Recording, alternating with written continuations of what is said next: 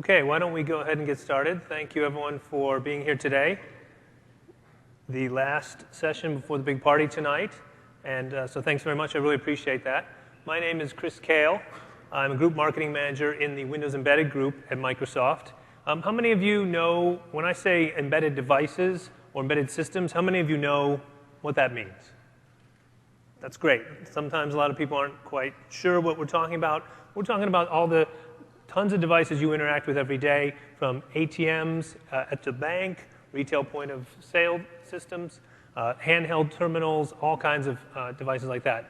And that's what we're going to talk about today. We're going to talk about not just devices, but a broader category where we see great opportunity for your business called intelligent systems. And we really think that is the next big opportunity for not just embedded systems, but overall enterprise computing.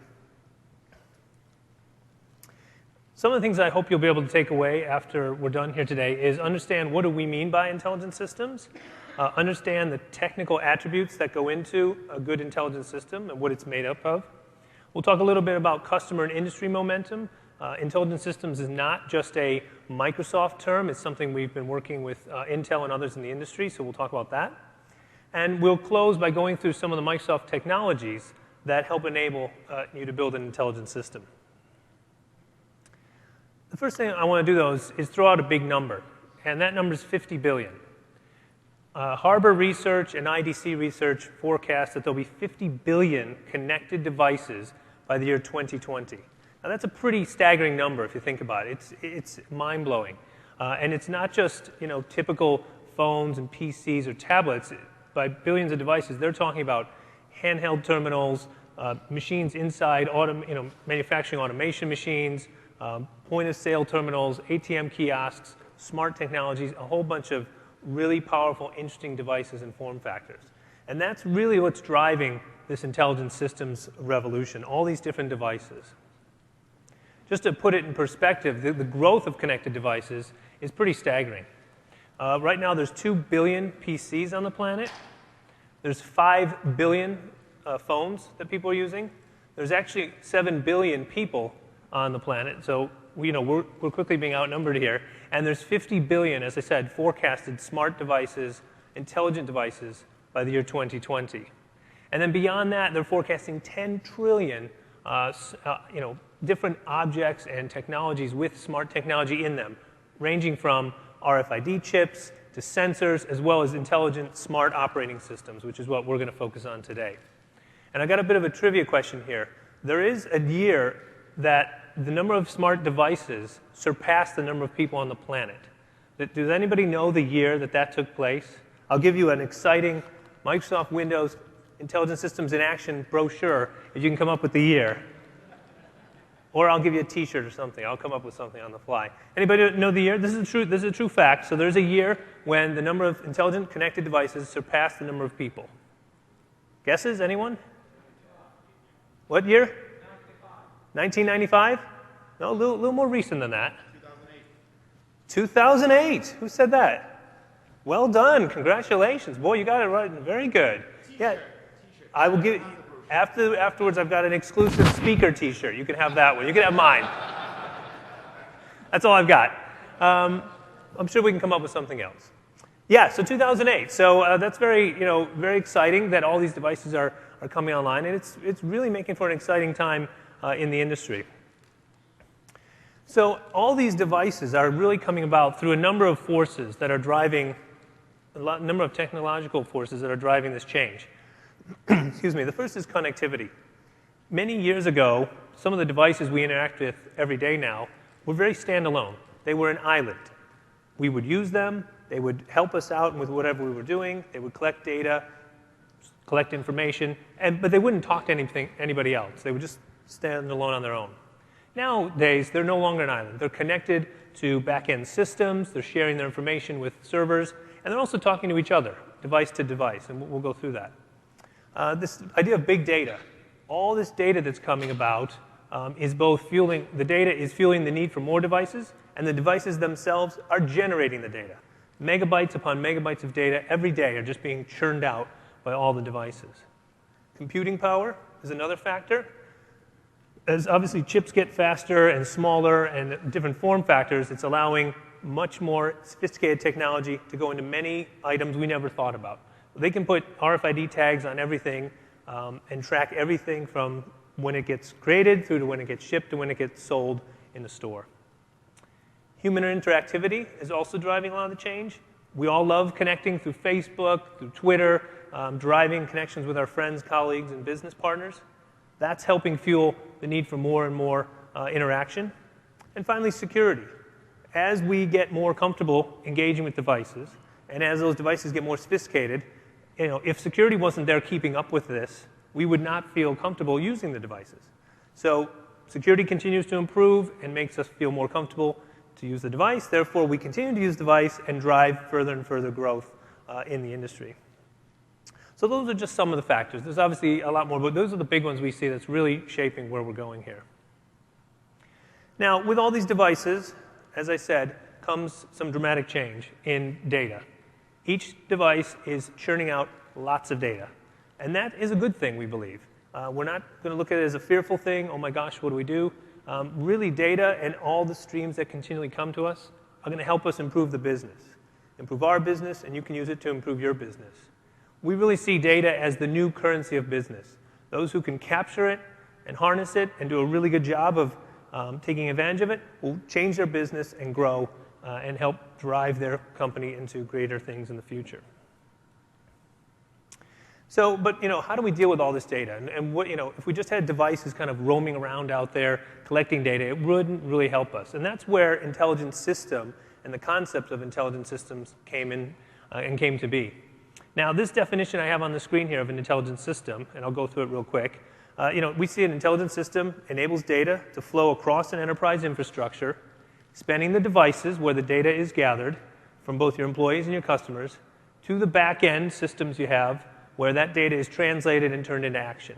And this definition is one we use at Microsoft. It's very similar to one that IDC uses, as well as Intel and a number of others in the industry.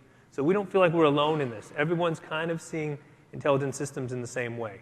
And they see it as that next big opportunity. But really, intelligent systems is not, the thing I want to make sure you take away here is not just about the devices. It's the devices that together as a combination work with your solutions inside your organization, connecting to your servers, driving the insight which drives the business change. That whole picture together is what makes a great intelligent system.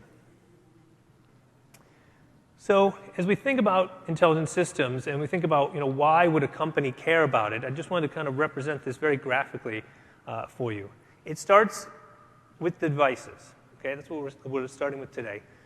Different types of devices, different form factors. It could be an in-vehicle device. It could be a handheld. It could be a kiosk. It could be a tablet. Many different types of form factors used by your customers, your employees, your partners. All these devices are gathering information kind of out on the edge of your network. They're at the forefront, the main point of contact in the business. As those devices gather their information, they're then feeding them back to your back-end systems. Those could be on-premise, hosted in your own organization, or they could be out in the cloud. It doesn't matter to us. We think there's great opportunity either way for you. And then that data is being consumed. It's being stored there, managed properly, secure. And then from there is when the real power starts to take off. That's when business intelligence happens. So the data comes in. It can be analyzed and looked at for any discrepancies. Maybe something suddenly, a particular product suddenly starts to dip in sales. You can see that right away and make corrections. And then you can take that data and feed it back into the organization. And then from there, people can make changes. And then you can take it all the way to the device level. So if you're learning something very quickly, you can push it all the way back out to the device and help your employees interact with customers in a much richer, more impactful way. Now, this loop is continuous. This isn't just a one-time thing. So we're collecting information on the devices on the left-hand side of the screen, pushing it through the organization, continually analyzing it, and bringing it back and forth again and again.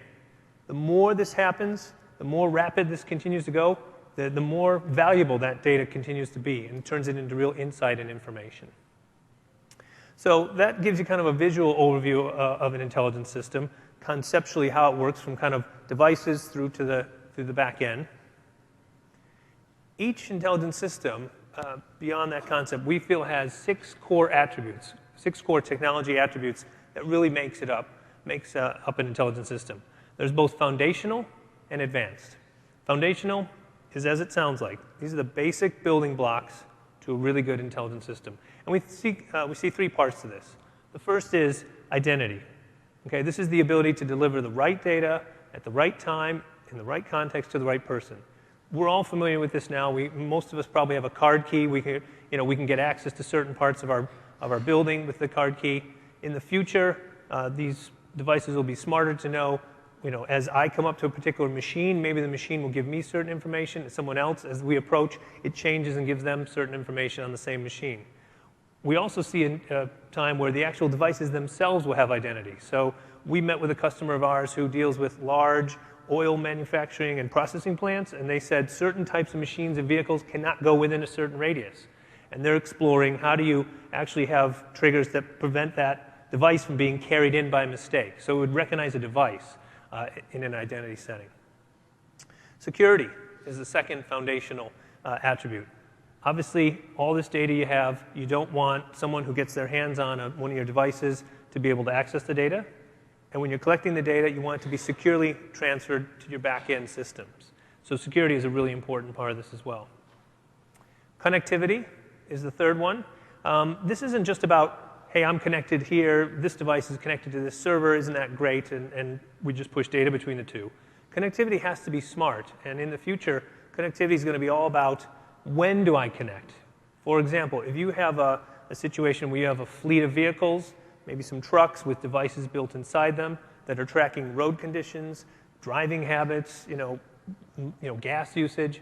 You don't want that truck streaming data continuously as it travels the highways and you shoot it out over the cellular network. That's going to be very expensive.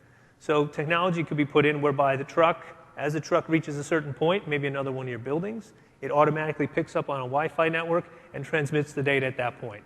Or you can do it a different way where it actually where the truck stops for the evening at one of your plants or factories. So you can see then the connectivity starts to work to your advantage. You get the right data at the right time without costing an arm and a leg. The next set of attributes are a little bit more advanced. We think if you have the first three, you've got a good intelligence system, and you can do varying levels within that. But then as you get to advanced, this is where the richness of an intelligence system takes off. So the first one is manageability. All the devices that go out into the world, you need to keep track of. And so you need great software to manage them, make sure you know where they are, first of all. A number of our customers say they have devices, they just don't know where they are. So we want to help them with that. So where are they? What's on each machine? You want to be able to push updates out to them, push fixes or changes to the software to improve the usability.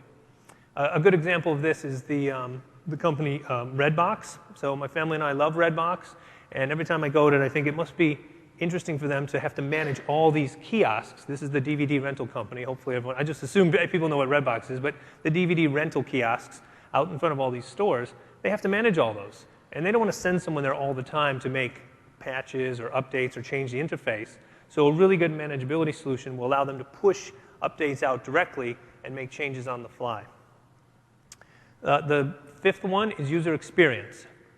The more enjoyable the experience, the more we want to interact with the activity and with the device, and the more we'll continue to get great use of it. And this could be anything from touch screens, which we're familiar with now, voice recognition, gesture with the Connect product you've hopefully all seen. It could be any number of ways to interact with it. And that will continue to get richer and richer in the future. And the last one's analytics. And this is really where intelligent systems takes off. All that data coming to the back end, you want to be able to process it and drive real-time change for your business. I'll go back to the Redbox example. As I was thinking this through, I know that Redbox can monitor what's being sold and or rented, I should say, and what's being returned. And so they know maybe a particular movie is moving really fast. They'll be able to get trends. Are certain genres doing well? Are certain genres not doing well? They can change how they stock the machine. But then I was thinking about, well, they could even, I don't work for Redbox, but they could even get to a point where they say, hey, if a particular movie is moving really fast, I could email my local customers within a particular zip code and let them know, hey, we know you like this type of movie. You better get over to Redbox right away because it's not going to be there on Saturday night for you unless you go ahead and rent it now. And that's just one I was thinking through as a way they could really use the power of analytics to drive change in their business and how they interact with customers. So those are the 6 attributes, and we see that being, we feel comfortable that like others in the industry as well feel like these are the cornerstones to a great intelligent system. What I want to do now is just show, take it to a level, make it a little more grounded in reality here. This is meant to represent kind of a health situation from a clinic on the kind of the upper left through to a hospital in the middle to the home use as well. And this all can connect together as an intelligent system. So in the clinic, they have a portable ultrasound that they might use to work with someone. In the hospital, there's handheld devices that they can use in the pharmacy to keep track of inventory. At the front end, when someone checks in at the hospital, there's electronic medical records on a thin client device. That'll be stored inside the hospital. And then the back in the upper right there is a server farm, obviously, that's collecting all this data. And then it goes all the way through to every one of these different machines can connect to the server, keep their relative important data with them and go to the server as it needs to. And all the way through the home scenario. So if someone has something like a glucose monitor, those can run embedded solutions as well, and those could also provide data back within the system. So hopefully you get a sense now for what an intelligent system is, and get some high-level concepts. It's not just us talking about intelligent systems. There's been a lot of great momentum around it, going all the way back to the fall. Up till now, it continues. IDC, Gartner, others, Intel, they're all talking about it and writing about it. So we think it has real industry momentum. And just a couple weeks ago, there was an announcement by the European Union that they're going to start to look into the ways that all this data can help benefit people and how they can help ensure it really grows and drives good use for their not customers, citizens of the European Union. And in terms of a category, IDC forecasts that this intelligent systems category is really taking off. It's around $650 billion today. They think by 2015, it can go up to $1.4 trillion. So it's a hot area, it's a hot industry, and definitely people are very excited about it. Now, what I want to do next is kind of shift into how can you take advantage of this. So we talked about what it is, but now how do you go to take advantage of intelligent systems? And what I want to do to kind of, as we move into that, is just show a nice video. It's a little amusing. Please just go with it here. But it kind of shows all the different devices that you can see in your lives. And as we go through this, think about these devices in the context of them putting out a lot of data. How can that data be used, collected? And we'll talk about that in a second. So we'll just go ahead and run this here.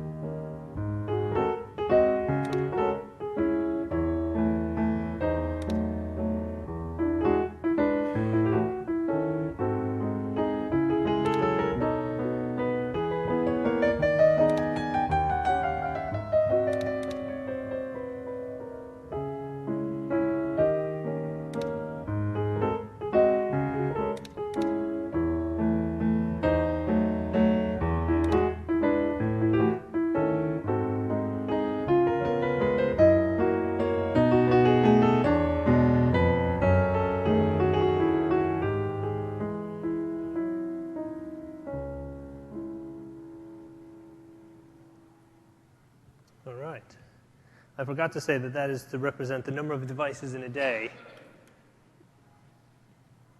that someone may see through the course of their day. Now, he saw a lot of devices because we purposely led him places so where he would see a lot of devices. But hopefully you get a sense for these devices are all around us, and they are definitely churning out a lot of great information for us. So let's talk about how you can take advantage of the intelligent system, and more specifically, what we at Microsoft are working on and would love to help you with in terms of making this real for you. Our approach is kind of based on three premises. The first is immersive experiences. We really want the future to be about great experiences for your customers, your partners, your employees, interacting with all the different ways that they need to engage with you. So obviously, the most simple way to think about it is things like retail, digital sign experiences, point of sale, checkout, where we can check ourselves out now, and hopefully that gets easier and easier. But we want the experience to be very good, unique, fun, and immersive, because if it is very fun and enjoyable, people will continue to use it. And then, of course, they'll continue to drive business for us. Connected by the cloud. We think that all the devices, as I said, it's going to be commonplace now.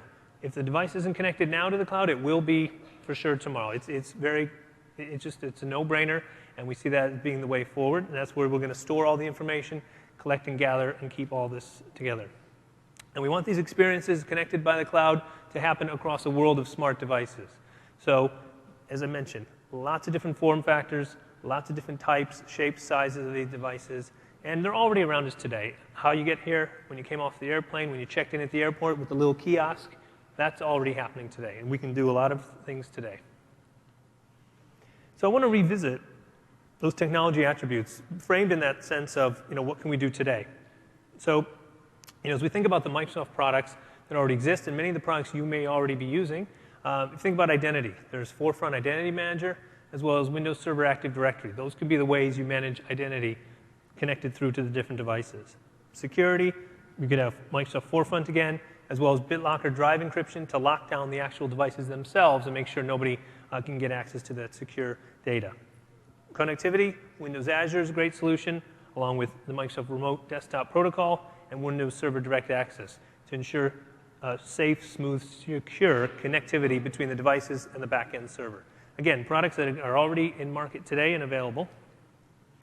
On the advanced level, we've got the same thing. So manageability, System Center Configuration Manager, along with Windows Embedded Device Manager, offer great solutions around managing all those disparate devices, as well as Intune for updates and general device improvements.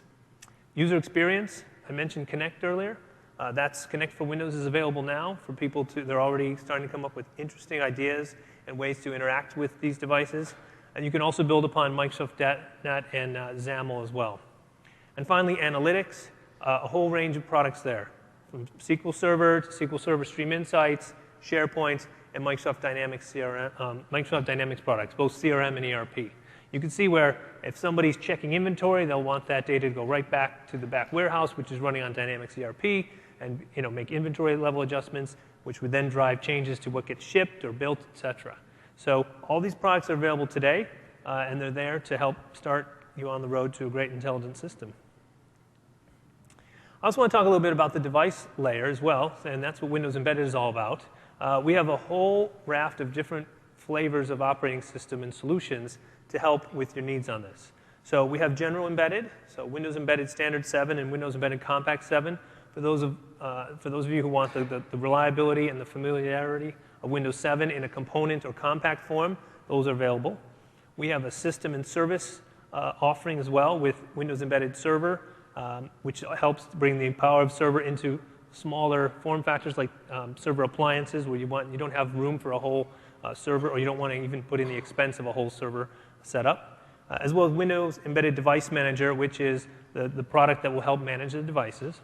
And then across the bottom there are a number of other products, both at an industry and a category level. So Windows Embedded Thin Client, Windows Embedded Handheld, which is great for ruggedized types of devices like the one in the video where they're checking inventory and scanning an inventory. Windows Embedded Automotive. This is our in-car infotainment and communication platform. It's the Ford Sync product that many of you hopefully are familiar with. And we also have the last one there is Windows Embedded POS Ready 7, which is our product really aimed at very customer-facing scenarios like airport kiosks, retail checkout stands, retail kiosks, digital signs, etc. So that is a very strong product for very kind of retail hospitality industry. Now, in addition to those, what I guess you would say is horizontal products that you could use in any scenario, we're also putting a lot of time and emphasis into some focus verticals, in particular retail. So we want to make sure the POS-ready product and others provide great solutions for you. Manufacturing and industrial automation, so we'll continue to work on that. The medical industry as well, we have products where we're trying to continue to innovate there. And then auto, as I said, like the Ford Sync product. We'll continue to develop all the products I mentioned, but these 4 are really going to get some extra attention to drive a great user experience. I just want to revisit that health. With this in mind, with the context of some of the products we have in mind, if you just think back to that health example I showed earlier with the hospital and the clinic, you can see where you could take each of the different products I mentioned, and they can go into the various form factors or solutions that are needed. So, for example, Windows Embedded Compact could go into some of the patient monitoring in the upper right there. It can go into the clinic as well. The handheld device could be used in the pharmacy to do different scanning. Windows Embedded Standard could be put on a thin client at the front of the hospital when someone comes to check in. Windows Embedded Device Manager will run the whole thing. Windows Azure could be the back-end server collecting and storing all the information. With it, Forefront, SharePoint, and SQL running on top of it. So all these products are available today. This isn't something that has to wait to be a mystical future. These are things that can be done today, and you can put this into action. I just want to go down one layer deeper, because normally when we do this, people want to know about some of the products that might be on these different scenarios. So I want to take through one medical scenario just a little bit deeper. And we're going to do it very simply about a lady who goes for an imaging and how this could potentially work for her. So if we start on the left, box number 1, she would check in at the hospital on a thin client, running electronic medical records, plus Windows Server Active Directory, Forefront, Windows Embedded Device Manager would be involved to help manage the device, as well as System Center Configuration Manager, and Windows Embedded Standard 7. So those are the different pieces that could be on the front when she shows up to check in. And when she does check in, she goes ahead and the system automatically goes and retrieves the records from the server for her. And on the back-end server, there's a whole host of other products available there. Dynamic CRM to manage the customer relationship, Windows Server, and similar products again, Forefront, SQL Stream Technologies, Stream Insights. Then the medical records get automatically sent the moment she checks in, and they're sent down to the treatment area where a technician there will receive them and know that, okay, this person's going to come see me in a minute, and then they know that they can check them in when they get there. From there, the patient goes to the imaging center, and the actual imaging device would receive different information, right? That has to be less about billing records and more about actual medical details and medical data. So the patient would have their tests, and those results would be uploaded back to the central server. And that would then trigger getting the data sent to the patient records file so that they know what logged in their file as well as it goes into their billing records. Results can be then automatically sent to a doctor who doesn't have to be there. It could be anywhere the doctor is. He can be looking at them on a medical tablet, see what's going on. He can analyze the results, enter the information back into the medical record system, which will push it again back to the server. And then by the time, as the patient checks out, the billing is automatically routed to the insurance company, and all the records are stored where they need to be. And then the final piece of all this, is that the patient, as she leaves the hospital, she may be sent the results of her imaging if she chooses that with her security preferences. It can be sent right to her phone. And then she also could get a notification that the prescription we worked on for you has already been routed to the pharmacy, and it's already ready for you to pick up. So it kind of completes the whole loop. And each stage, the key is that the right pieces of information or data are sent to the right machine, the right person, at the right time, and in the right form factor.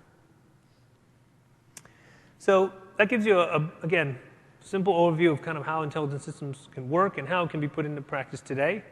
We do have a number of customers already doing a great work with our technologies, from Carl's Jr., the hamburger company, Ford, as I mentioned with Sync, Kia, GE Healthcare, Hello Kitty as well, and a number of others. They're actually outlined in this book here. All the case studies are right here in this brochure, which I've got plenty of copies on, and that gentleman with the T-shirt gets one of these just for getting his 2008 correctly. So he's very excited about that. So I encourage you to go ahead and take one of these as well if you want to see what other companies are already doing today to help make their businesses run a lot smarter. With that, I encourage you to take the next step and learn more. We've had an intelligent systems demo here at our booth, and hopefully some of you have taken advantage of that. I encourage you to go to www.unlockintelligence.com. That's a website, obviously, that has all our content on it, case studies, how you can get access to partners of ours, as well as explain more about our products. Or you could email us at intelligentsystems@microsoft.com, and someone will be happy to reply and set up the appropriate appointments for you or meetings. So I just, before I close, I guess I should say thank you for coming. And I guess if you have any questions at this time, there are a couple microphones available. We can definitely take some questions. Otherwise, make sure you access digital MMS to view the session recordings after the event and fill out all your evaluations. But I definitely thank you for being here, and I encourage you to grab one of these brochures if you want to see some other companies who are already putting this into action. So thank you very much, and if you have any questions, please let me know.